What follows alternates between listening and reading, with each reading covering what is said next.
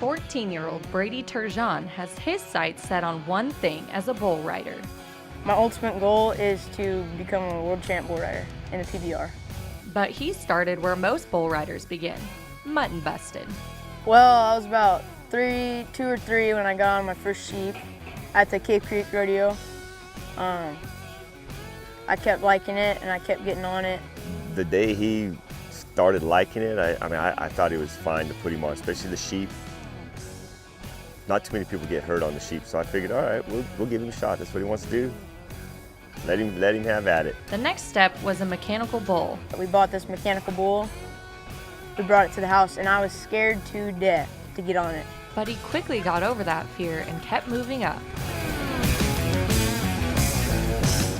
After sheep, riders moved to calves, then onto steers, and then mini bulls. These miniature bulls are bred specifically to be smaller than actual bulls, but as you can see, there's nothing small about them. They can weigh anywhere from 500 to 1,000 pounds. You start getting into steers, and you start getting stepped on. Possibly you get into the junior bulls, which is what he's in now, plus the miniature bulls. They're a little bigger, a little heavier. Brady's stepdad, Jeff Riggs, rode bulls for 10 years. He once had his face stepped on, breaking 34 bones and requiring 8 hours of reconstructive surgery. But even though he knows the dangers that are present, he tries not to think about it when Brady rides. Before he gets on, way before, that's when the negatives start. That's where it's like, oh my God, if he gets hurt, what are we gonna do? That's that kind of stuff. But right before he gets on, you got to be in the same mind frame. If you're up there with him, you got to be thinking the same thing he's thinking.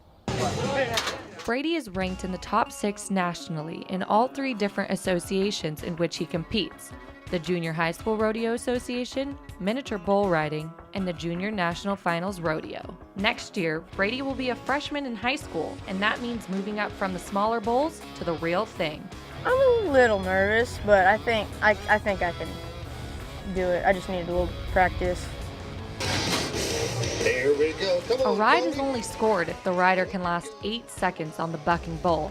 With the threat of a 1,500-pound animal stepping on him, what motivates this 14-year-old to put it all on the line for an 8-second ride? Probably my favorite part about bull riding is hanging out with all my friends, getting to compete side by side with them, and the adrenaline. I love that adrenaline. I think this sport is based around one thing. It's an adrenaline rush. To ride an unrideable bull, an animal that outweighs you 10 to 1, and to be able to ride it for 8 seconds. And even when you ride a bull that nobody else has ridden, you have that honor. It's like slaying a dragon. But slaying the dragon can be a financial burden on the families.